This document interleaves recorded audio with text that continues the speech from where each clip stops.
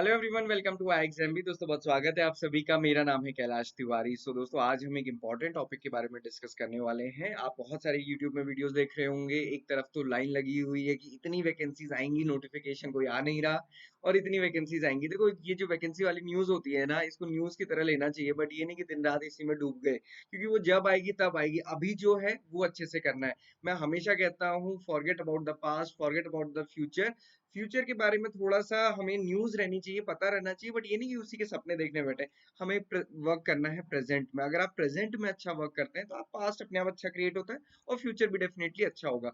दोस्तों, उनसे ज्यादा इंपॉर्टेंट है प्रेजेंट पे काम करें। और प्रेजेंट पे जो सबसे बड़ा चिंता का विषय है वो ये है कि इस बार आईबीपीएस एएफओ का एग्जामिनेशन डिफिकल्ट होगा और कैसे इसमें फोकस करना है। और मैं क्यों कह रहा हूँ कि ये एग्जाम डिफिकल्ट होगा। कल मैं अब आप लोगों ने देखा होगा, मैंने एक वीडियो शेयर की थी सुशील रगड़े सर की टेलीग्राम चैनल पे, स्कैरी ट्रेंड्स ऑफ आईबीपीएस। उसी को मैं यहाँ पे दोबारा रिपीट करने वाला हूँ अपने स्टूडेंट्स के लिए, ताकि आपको भी पता चले कि क्या हो रहा है। मुझे कमेंट बॉक्स में बताइएगा कितने स्टूडेंट थे जिन्होंने आईबीपीएस क्लर्क का एग्जामिनेशन दिया था, या कोई भी एग्जामिनेशन 2024 में दिया है जो आईबीपीएस ने कंडक्ट कराया और अभी से पहले हुआ है। दोस्तों, एक बहुत स्कैरी थिंग यहाँ से निकल के आ रही है। वो क्या निकल के आ रही है, अभी तक ये लगभग एग्जामिनेशन हुए हैं और इन सभी में ये देखा गया कि जैसे मान लीजिए कि दो शिफ्ट में एग्जामिनेशन है।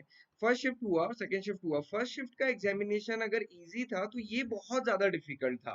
तो मतलब ऐसा नहीं होना चाहिए, क्योंकि अगर देखो होता कि हम कहते हैं नॉर्मलाइजेशन होगा, बट नॉर्मलाइजेशन भी होगा तो वो अगेन एक मैथमेटिकल टूल है। बट होता क्या है, मान लीजिए पहले शिफ्ट में इजी आया तो दूसरे शिफ्ट में क्या होगा, आप यही सोच के जाओगे कि इजी पेपर आने वाला है, बट वहां पे डिफिकल्ट क्वेश्चन आएंगे तो आपको लगेगा यार मेरे से ही नहीं हो पा रहा होगा, बाकियों के लिए इजी होगा।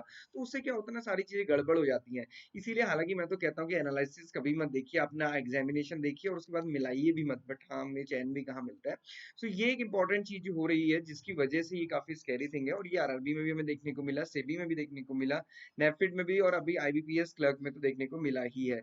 आप में से जिन्होंने एग्जामिनेशन दिया होगा कमेंट बॉक्स में बताइएगा, आईबीपीएस क्लर्क में अगर आपने एग्जामिनेशन दिया था आपका क्या पॉइंट ऑफ व्यू है उसमें।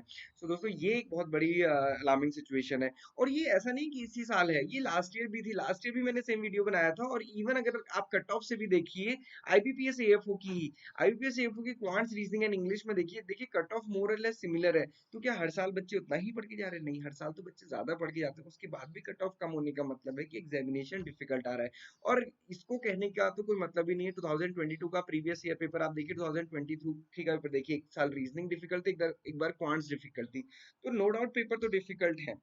यहाँ पे क्या होता है, और इस बार एएफओ में क्या है, वैकेंसीज कम है। दोस्तों, इस बार जब वैकेंसीज कम है, ज्यादा स्टूडेंट्स अप्लाई कर रहे हैं, और बहुत सारे स्टूडेंट्स होते हैं कि जिन्होंने जिनका पिछले साल या उससे पहले क्लियर नहीं हुआ, जिनकी अच्छी प्रिपरेशन है, तो यहाँ पे ये सारी चीजों की वजह से कंपटीशन तो बढ़ता ही है। दोस्तों, ये ध्यान रखिए कि कंपटीशन बढ़ेगा तो इसलिए पढ़ना ज्यादा जरूरी है। बाकी जगह कितनी वैकेंसी आएंगी, कितने हजार वैकेंसीज आएंगी, वो वीडियोस भी देखना इंपॉर्टेंट है, बस उससे कहीं ज्यादा इंपॉर्टेंट है ये देखना, है ना। वीडियोस देख के ऐसा लगता है कि एफसीआई का नोटिफिकेशन आ गया, 10,000 से ज्यादा वैकेंसीज आ चुकी हैं, बट ऐसा नहीं है। अभी वो जब नोटिफिकेशन आएगा तब आएगा। अभी जो आपके हाथ में है उसको कीजिए, क्योंकि ये नवंबर में एग्जामिनेशन है। सिमिलरली लास्ट ईयर अगर आप आरआरबी ईएफओ 2023 देखेंगे, आप वहां पे देखिए कट ऑफ कितनी कम गई। रीजनिंग की कट ऑफ 1 नंबर गई थी, कितना डिफिकल्ट आया था। और होता क्या, एग्जामिनेशन हॉल में बैठ के इस बात को समझिए, ये आप तभी समझ पाएंगे जब आपने एग्जाम दिया होगा।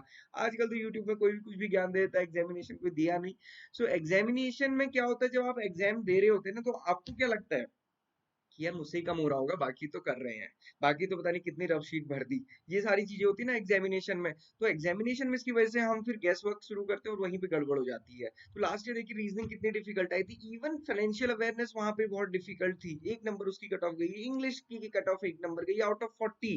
कैन यू इमेजिन कि कितनी कम कट ऑफ जा रही है। तो इसका रीजन क्या है, डिफिकल्टी लेवल काफी आई है। अब इस कंडीशन में आप दो चीजें कर सकते हैं। एक चीज ये है कि एग्जामिनेशन से पहले बहुत अच्छे से अपनी प्रिपरेशन, दोस्तों कुछ टॉपिक को लेके मत चलिए, सारे टॉपिक सॉल्व कीजिए। अपने उन टीचर्स को, अगर आपका कोई भी टीचर आपको ये बोलता है ना कि बच्चों केवल 4-5 टॉपिक पढ़ लो, इनको अच्छे से कर लो, हो जाएगा, बिल्कुल नहीं होगा। ये मान के चलो, क्योंकि जो बाकी स्टूडेंट्स है ना वो बहुत अच्छे से पढ़ रहे हैं, और ऐसे भी स्टूडेंट हैं जो पीओ भी निकाल रहे हैं, क्लर्क भी निकाल रहे हैं। तो अगर आप फाइट उनके साथ है ना, आप समझ के चलो फिर आपका सिलेक्शन नहीं होना है। इसलिए भाई ये ख्याली पुलाव में मत रहो कि एग्रीकल्चर से ही सिलेक्शन होगा। एग्रीकल्चर से तो तब सिलेक्शन होगा जब एग्रीकल्चर का एग्जामिनेशन देने जाओगे। प्रीलिम्स है, पहले पहले फाइट प्रीलिम्स में, जहाँ पे केवल क्वांट सीजनिंग इंग्लिश है। तो प्रिपरेशन क्वांट सीजनिंग इंग्लिश की बहुत अच्छी करो, और दूसरी एग्जामिनेशन देते समय जितना आता है उतना करो, एक्यूरेसी पे ध्यान रखना है। तो ये आपको कैसे पता चलेगा? जब आप मॉक टेस्ट देंगे तो मॉक टेस्ट दीजिए, मैक्सिमम मॉक टेस्ट दीजिए। ये चीज आपको करना है। सो दोस्तों 2023 की 2022 की एनालिसिस है आरबीआई एफओ की, बट इतना आपको ध्यान रखना है। सो 3 टारगेट रखना है नेक्स्ट 3 मंथ्स के लिए, क्योंकि अगस्त तो अब चला ही गया, सितंबर है, अक्टूबर है, और फिर नवंबर है। नवंबर में प्रीलिम्स होगा, बट मेंस के लिए रहेगा टाइम। तो क्या आपको क्या करना है, अपना क्वांट सीजनिंग इंग्लिश अच्छे से मिड अक्टूबर तक खत्म करना है। अभी कुछ बच्चे कहेंगे सर मैंने तो पहले ही खत्म कर दिया, और जब मैं उनसे पूछता हूँ कि ये वाले क्वेश्चन, कहते नहीं नहीं सर ये तो टॉपिक हम छोड़ के जाएंगे। भैया क्या खत्म किया फिर? केवल सिलॉक्स पढ़ लिया, डिस्टेंस डायरेक्शन पढ़ लिया, ब्लड रिलेशन पढ़ लिया, रीजनिंग हो गई? ये कोई रीजनिंग नहीं है। आप आज के टाइम पे जब तक आप पजल्स में, सीटिंग अरेंजमेंट में धुरंधर नहीं है, तब तक कुछ नहीं। तो ये मान के चलिए कि ये करना है, और ये मिड अक्टूबर तक करना है। और जब आप मुझसे कहते हैं खासकर कि सर हमने अपना क्वांटिटी इंग्लिश कंप्लीट कर दिया, तो मुझसे तो तभी आप बात करना है ये वाले बारे में, कि जब आप ये कह सके हाँ कि सर कोई भी क्वेश्चन दीजिए, हम करने को तैयार है, चाहे फिर वो आईबीपीएस पी हो, एसबीआई पी हो, कोई भी एग्जामिनेशन हो। तो उस लेवल पे अगर नहीं है तो अभी शुरू कीजिए, टाइम है। मिड अक्टूबर तक उसको खत्म कीजिए। एग्रीकल्चर अक्टूबर एंड तक खत्म कीजिए अपना, और ये टारगेट रखिए कम से कम 10 मॉक टेस्ट तो प्रीलिम्स और मेंस के लिए एक महीने में देने ही देने हैं। मॉक टेस्ट आपको हमारी वेबसाइट पे भी मिल जाएंगे, आप वहां पे देख सकते हैं। This is all for today, और हमेशा ध्यान रखिए आप बेस्ट हैं, तो एक्यूरेसी पे ध्यान रखना है। ये दोस्तों अलार्मिंग सिचुएशन वाकई में है, इसके अकॉर्डिंग प्रिपेयर कीजिए। ऐसा नहीं है कि खाली हम बस हसीन सपने देखते रह गए फ्यूचर के, और जब वो फ्यूचर प्रेजेंट में आया तो वो बहुत डिफिकल्ट हो गया, और उसकी वजह से हमारा पास्ट भी खराब, प्रेजेंट भी खराब, फिर फ्यूचर भी खराब। ये सारी चीजें नहीं होनी चाहिए। बहुत बहुत अच्छे से पढ़िए, कोई भी डाउट क्वेरी क्वेश्चन है हम आपके साथ में हैं, आप कोई भी चीजें पूछ सकते हैं। This is all for today, thank you everyone for watching this video, and have a great day.